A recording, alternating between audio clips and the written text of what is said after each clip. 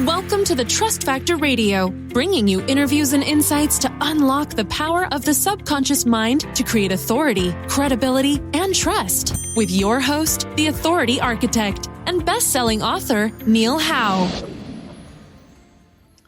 Hello and welcome to the show. This is your host, Neil Howe, and today my special guest is Robert McNulty. Mr. McNulty is currently the founder and CEO of Tryp Technologies, Inc. It is a rideshare technology company that is a disruptor in the business sector. He is an accomplished entrepreneur with over 40 years of significant experience in specialty retail, e-commerce, branded consumer products, startups, and developing new concepts and technology platforms for utilization of the consumer. Mr. McNulty founded Shopping.com and served as its president and CEO. Shopping.com was the world's first online retail selling a comprehensive range of consumer brand name products on the internet in 25 major categories and offering 2 million SKUs while utilizing comparison shopping engines to drive sales.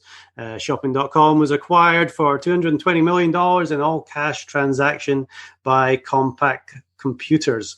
And now Mr. McNulty is using his experience and founding another company under Tryp Technologies. Bob, welcome to the show. Hey, thanks, Neil. Appreciate you inviting me. Well, give us a little bit of a background on Tryp Technologies, because it started up in the rideshare industry, but now it's more in the delivery under Tryp Delivers. Give us a little bit of that backstory there. Yeah, so what happened was I didn't know anything about the rideshare industry up until about 4 years ago. I'd never been in an Uber or Lyft, and then by circumstance, my son and I were going to a business meeting. He had to drop his car off at a dealership. So we took this car and I kept asking my son, where's the car going to pick us up so we can go to our meeting? Because I like to be punctual. And he said, don't worry, Dad, I got this. So then I asked him again, and then he pulls out his phone and he shows me, he says, see that little car that's moving? I go, yeah. He said, that's our car. And I go, what? How is that our car? And then literally 10 seconds or 15 seconds later, it pulled up right in front of us and we jumped in. And that's how I got a look at the rideshare industry. And then because it was so convenient, I started using it all the time in Vegas here. And but then you started hearing the problems from the driver perspective. And if you don't have happy drivers, you're not going to have a happy client who is the recipient of the ride, right? So that kind of triggered me to look at the business model, but I had no intentions in going into it. I was just curious. And over about an 18-month program or process with me, I started thinking about, geez, I could do this. I mean, you just got to change the model. You got to put more money in the driver's pocket, lower the fares for the consumer. In other words, surge pricing was an issue, I thought.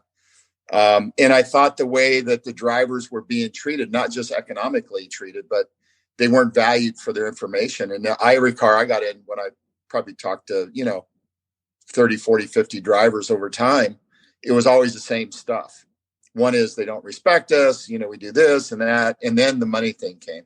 So I just, one day was really thinking about it, started doing some research, and then said, geez, what this business needs is to figure out how to put more money in the driver pocket, how to make a little bit, start looking at it from a retail perspective, squeezing the margins down, squeezing the operating expenses down, and then could you come up with a disruptive business model? And that's kind of how we got started. We were going to go in the rideshare space. We started building out our technology and it became more complicated than the tech guys I'd hired. And so we had a number of false starts. But we finally, we're up and running now. Everything's, tier one. It's all enterprise. But we made a pivot because of COVID. We were getting ready to launch in January. In February timeframe, we were going to do a beta launch on just rideshare. Then COVID hit. And then, and we were always going to go in the grocery and the pickup business and the restaurant business, but it was going to be our second part of the dance we're put together. And so we decided to pivot.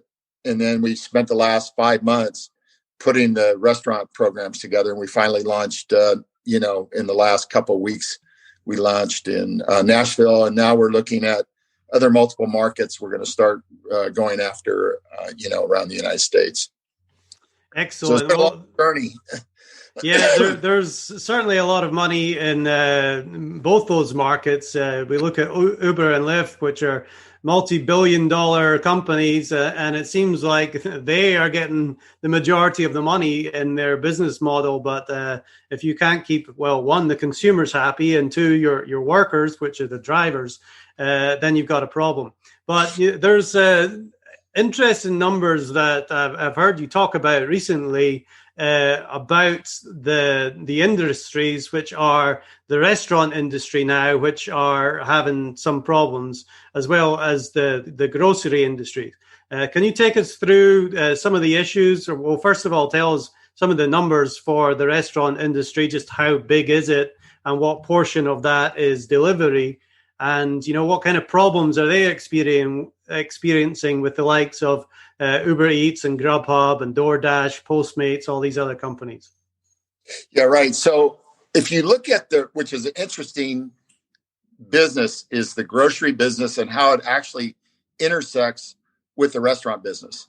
So food consumption, if you look at those two in that sense, restaurants and grocery, that's about $1.6 trillion to $700 billion a year in the United States. And our GDP is like 21 trillion. So you can see it's a significant part of our GDP.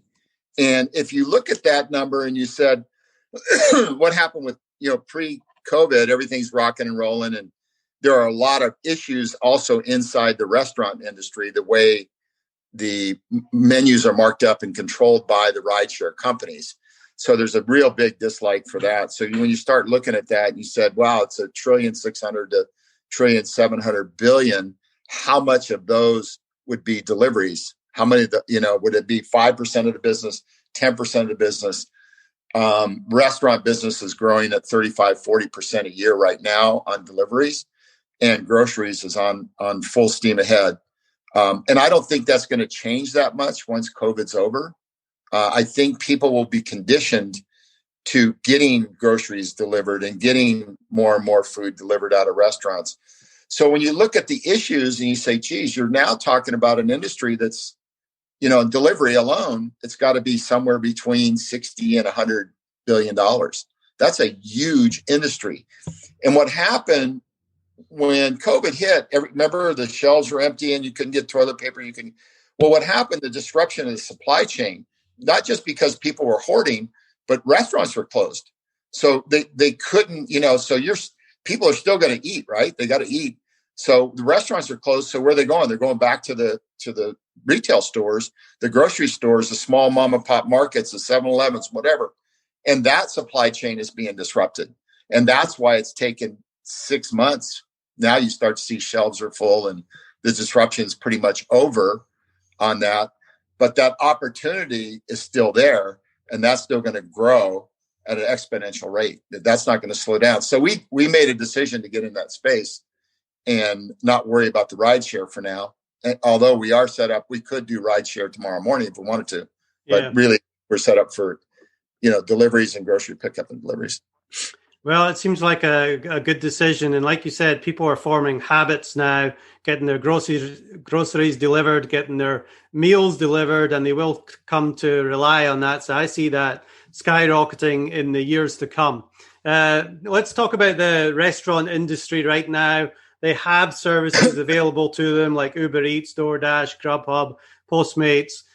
What kind of issues are the restaurants having with these companies, and talk about their business model versus Tryp Delivers? Yeah, our business model is totally different than everybody else that's in the space.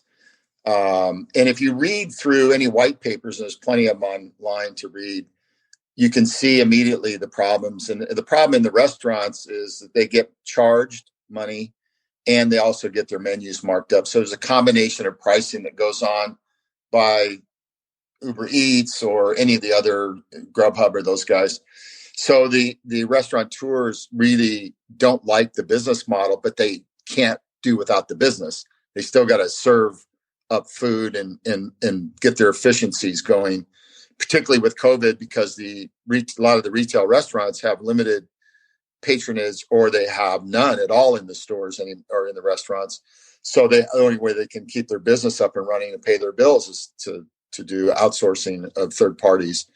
So we looked at the business, said, again, just taking our business model and said, hey, we're a SaaS business model. Let's just charge the drivers kind of the same pricing that we're going to do in the rideshare, but let's go to the restaurant and just do a flat fee pickup and delivery. So while the other providers for delivery charge anywhere from 20 to 40%, sometimes more, it's all hidden in the receipt. The driver doesn't see the receipt that the consumer sees.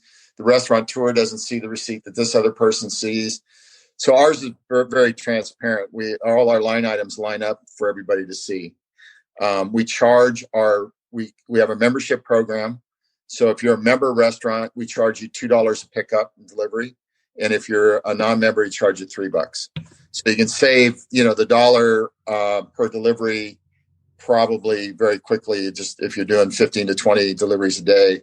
Not that we're going to get all the deliveries a day. We don't expect that. But we do expect that over time, we'll be able to, get into the market share business with these guys, because the power of having a reduced price for the restaurateur that's significant. It's not like a little bit. It's like 75% cheaper. Will drive revenue growth to this side. And if you look at most disruptive business models, whether it's in where you are, like one Home Depot, for example, which was really disruptive back in the day when they started. And to this day, they're still disruptive. And it's just not the pricing model. It's the configuration of service in their business, the configuration of other product lines that they've added, like kitchen cabinets and decor and all those kinds of things. So they've evolved their business to stay disruptive ahead of the competition. Same thing is going to happen here. If you look at almost all businesses, particularly when it's like retail, and I consider rideshare, all this kind of stuff we're doing is customer driven. So it's more of a retail play. But if you look at the Costco's of the world and people like that, you see their competitive edge that they've had since day one. As long as the company is staying in front of the game, nobody can beat them. It's only when they don't stay in front of the game that they beat themselves, actually. Right. So let's, I'm going to put you on the spot here and maybe do some math, which is never a good thing in an interview. Yeah. But from a restaurant owner's point of view, how much are they actually saving with a $2 to $3 delivery flat fee rather than what they're paying right now? I mean, what are they paying right now? Well, they're paying anywhere from 20 to 40%. So, I mean, I get them all the time. I should have brought one so I could hold it up. Receipts and like on a $40, food pickup and delivery.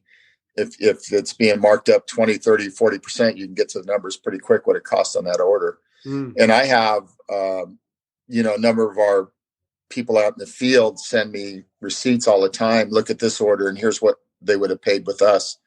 And they go through that when they're pitching a restaurant to sign up with us. And we don't ask the restaurant to not do business with their current delivery service. We're just saying, hey, fit us into your schedule. And we don't mark up your menus and things like that. So we have about 150 restaurants online that we just put up in Nashville. We'll start working the other side, getting our app out there and getting, download the app in the marketplace and start utilizing it. But the biggest thing is getting the restaurants lined up, and that's the challenge that we have, and we're just getting after it to get them signed. All right, I'm going to do some quick math here because I want to get this straight before we move on. So if you've got a $40 meal and you're paying 20% in delivery fees, 20 to 40. So that could be anywhere from $8 to $16 in delivery fees that the restaurant has to pay. Yes. So here's what here's the numbers. You've got to go into the restaurant business itself. So if you say an average restaurant is delivering between 15 and 20 deliveries a day, and if he's getting knocked around for $8 to $16, but let's just say it's $12 to $14, right? And just multiply that a day, multiply it 6 times, if they're open 6 days a week. I mean, you're talking about $70, $80, $100,000 in delivery fees they're saving with us. That makes a huge difference for a small mom and pop restaurant. I was going to say, what kind of margins are restaurants running at? Because that's got to take a huge chunk out of their margins. Right. And that's the whole thing. Their food cost doesn't really get covered when they start getting hammered like that. And that's the problem. So our solution was a flat fee, crunch the pricing down, and do all the other things we're doing from a disruptive standpoint. It's a SaaS business model. So there's no fair split with the drivers. The drivers get 100% of the fare. We outline exactly what that means. So there's no hidden agenda with us. It's just full transparency on every line item. So the consumer sees it, the driver sees it, the restaurateur sees it. So there's nothing left to wonder.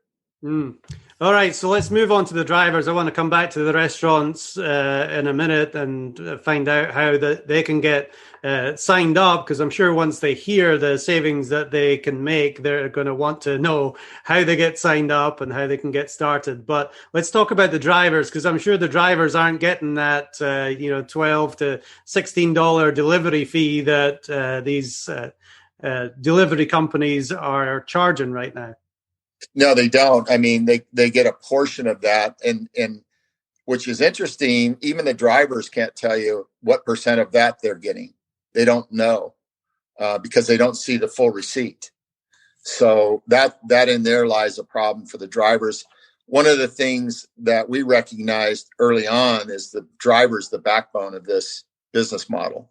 So if they're the backbone of the business model, then you need to think about how do we make things better for the driver, whether it's, a better pay model or just recognition. Hey, you guys are doing a great job. And not to say the other companies don't do that. They have recognition programs too. But I think coupled with the business model itself, leaves a driver out in the cold a lot.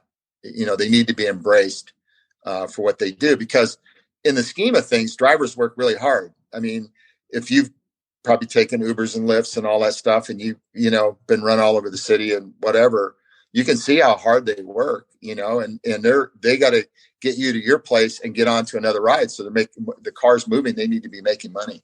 And by us charging a flat fee, whether it's $39.99 a month or $99 a month to drive, they know exactly what their monthly spend is. So it's not hard for them to figure out. The other thing we do for the drivers also in the restaurants, we issue each driver their own card processing. So they truly are independent. So their fees that they make go directly from the consumer directly to them in their bank account. We don't get in between the money. In other words, we don't control it.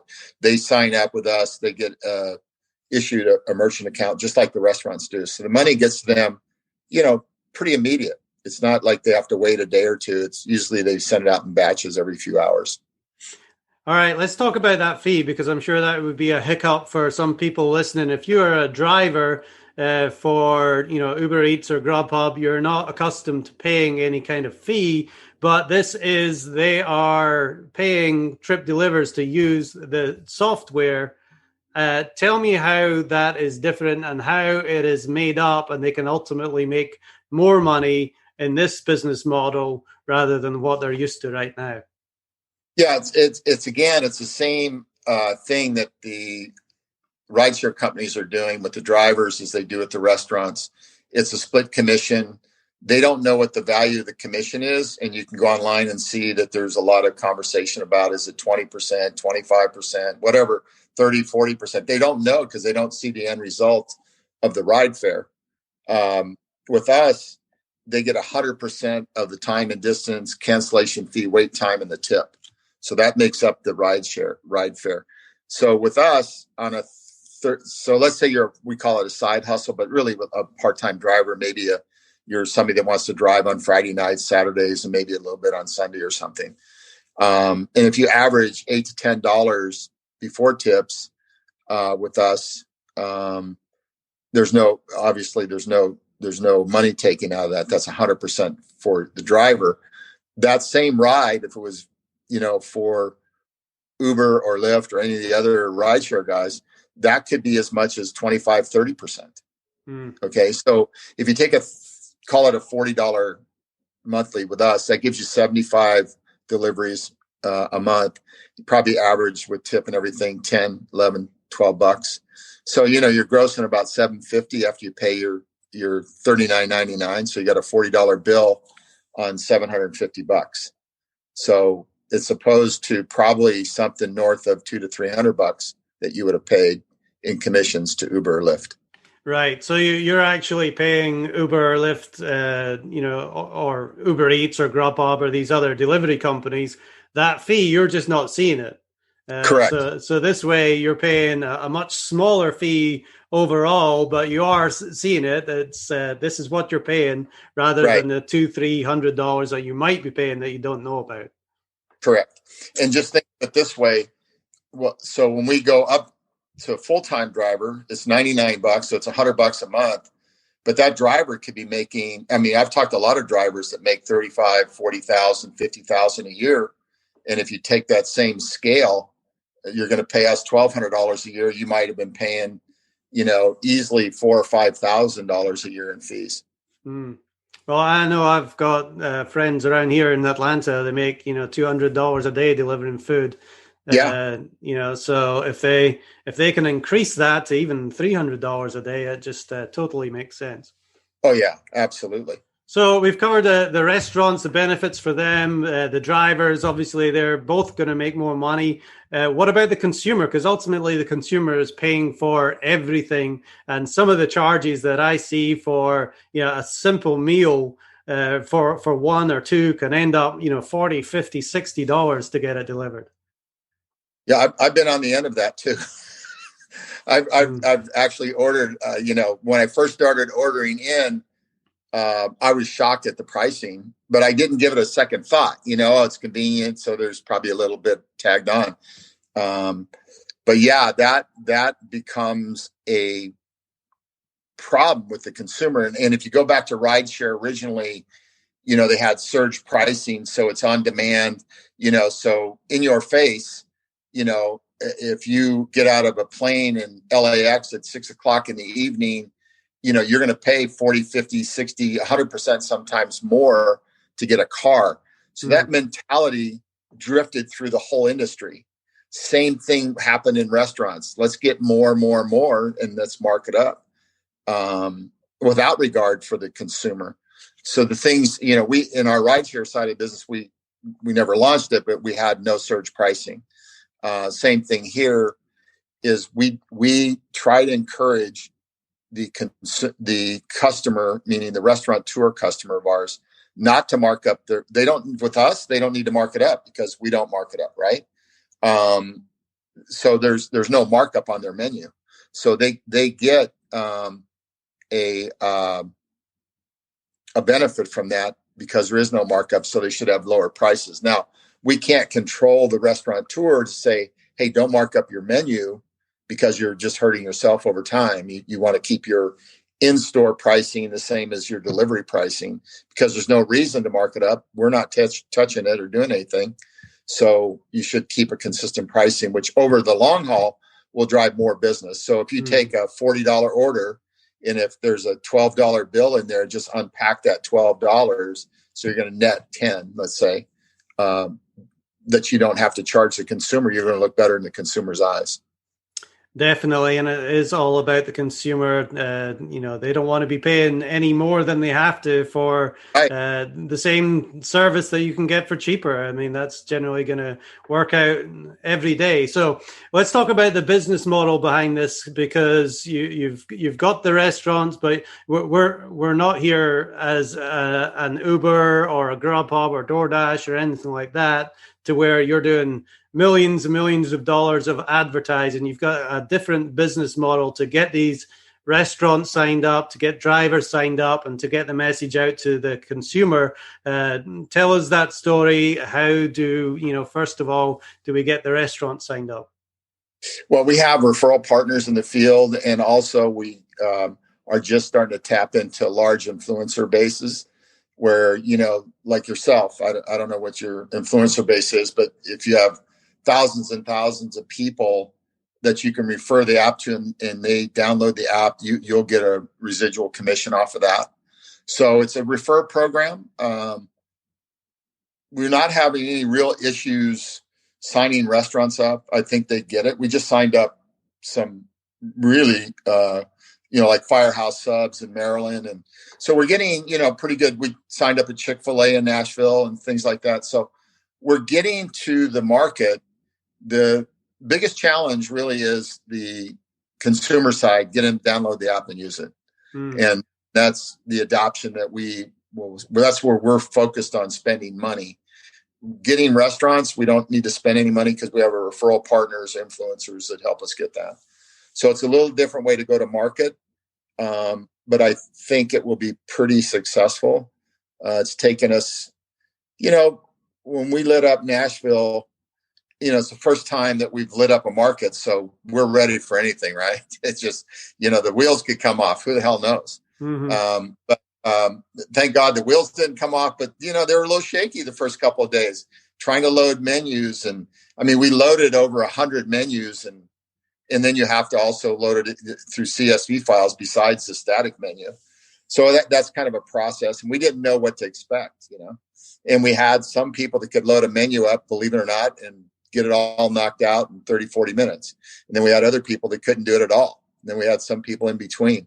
So it's kind of a sorting out. So that's why we just picked on one market that was, kind of a medium size. Nashville is a great market because it's very controllable for us from a size and perspective. And we can get up and start looking at issues. When we go to Atlanta, for example, or to a Houston or a Dallas, those become different metrics for us. It becomes a bigger challenge because, if we put 300 to 400 restaurants online in Nashville, it's not a big deal. But if you put on 700 or 800 or 1,000 in one of the bigger markets, you're impacted by, you have to put up 1,000 menus, and then you're doing all the other stuff. So it becomes a logistics game to a degree, and you just got to know where to focus your manpower.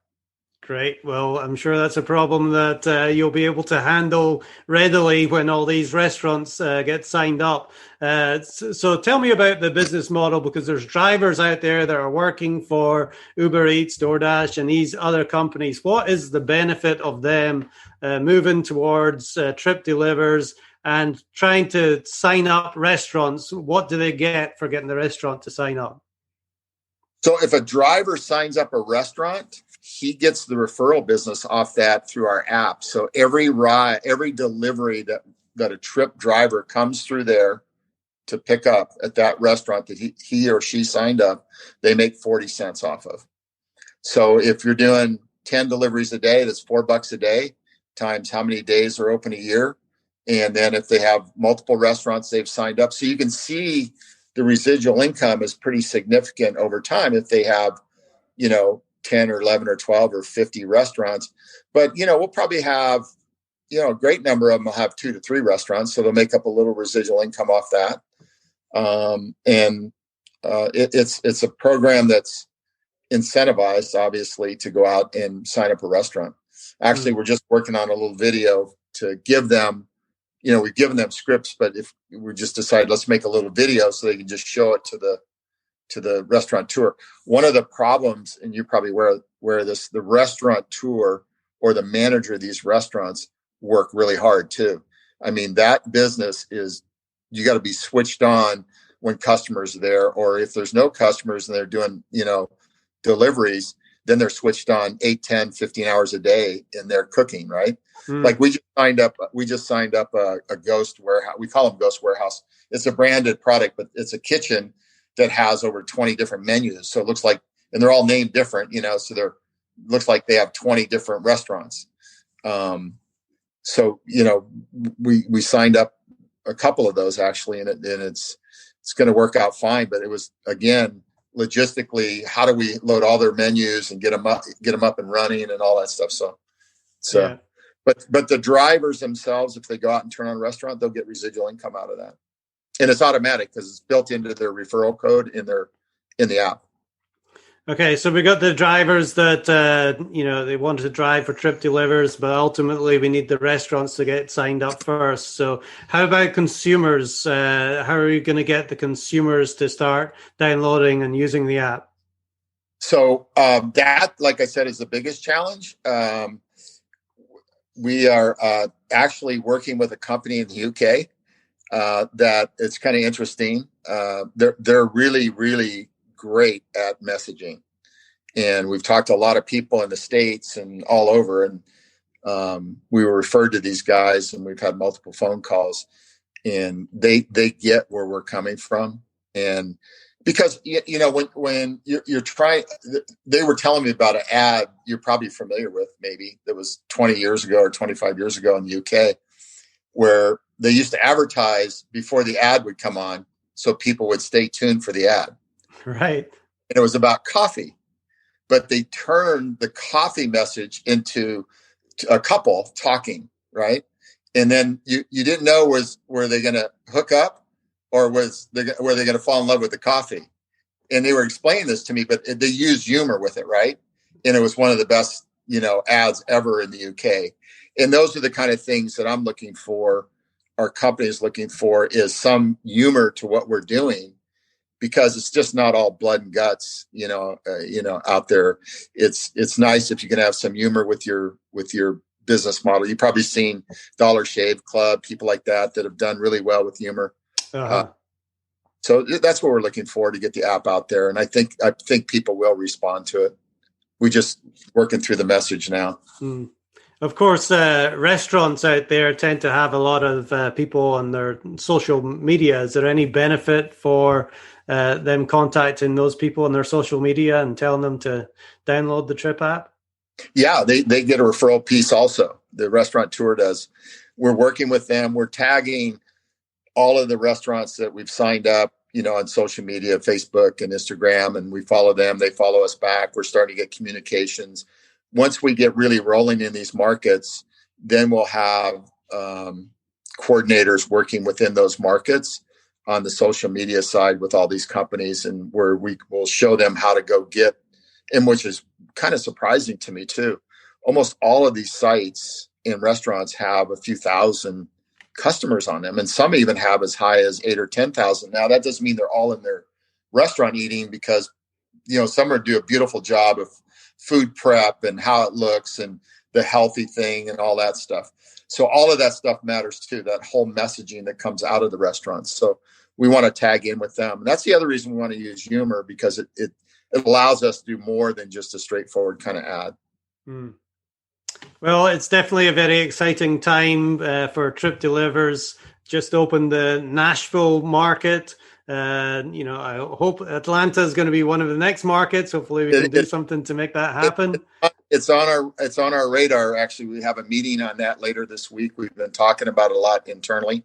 We have a couple of referral partners already working in that market. I think they've got 15 or 16 restaurants already signed up in Atlanta. So we just got to power in the people and go after it and light it up. Excellent. Well, if restaurateurs want to find out about how they can sign up, how do they do that? They can go to our website, trypdelivers.com, and then we have two websites. One is the regular website for the referral partners, which is trypdelivers.com. And then we have also the restaurant site where the restaurants are on, and that's mytrypdelivers.com. And that's where you'll find the restaurants and all the other stuff that we're doing. But yeah, they can go to the App Store and download the consumer app.